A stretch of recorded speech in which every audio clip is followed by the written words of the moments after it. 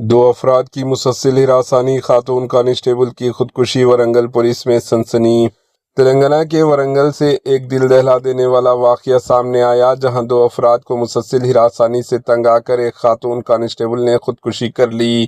تفصیلات کے مطابق ورنگل پولیس کمشنریٹ کے AR شعبے میں خدمت انجام دینے والی انیتا، جو ضلع ورنگل کے پرتھوگوری منڈل کے سیتیا تانڈے کی رہنے والی تھی، شدید ذہنی دباؤ کا شکار تھی۔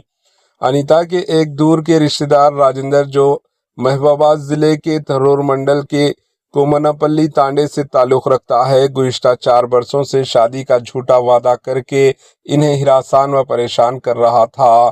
راجندر نہ صرف ڈیوٹی کے دوران ویڈیو کال کرنے پر مجبور کرتا تھا، بلکہ کسی اور سے بات کرنے پر بھی پابندیاں عائد کرتا تھا۔ راجندر کے رویے سے ناخوش ہو کر انیتا کے والدین نے اس رشتے سے صاف انکار کر دیا۔ اسی دوران راجندر کو معلوم ہوا کہ انیتا اپنے دوست جبر لال کے قریب ہے اور اس سے شادی کا ارادہ رکھتی ہے۔ اس بات پر راجندر نے جبر لال کو فون کر کے انیتا کے بارے میں غلط معلومات فراہم کیے۔ جبر لال نے انیتا کو دھمکانا شروع کر دیا اور پیسے مانگتے ہوئے کہا کہ رقم دینے پر ہی وہ شادی کرے گا۔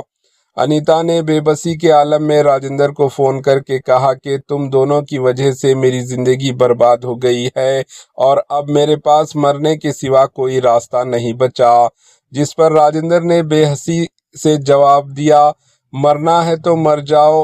اس دلخراش جواب کے بعد انیتا نے زہریلی دوا پی کر خودکشی کر لی۔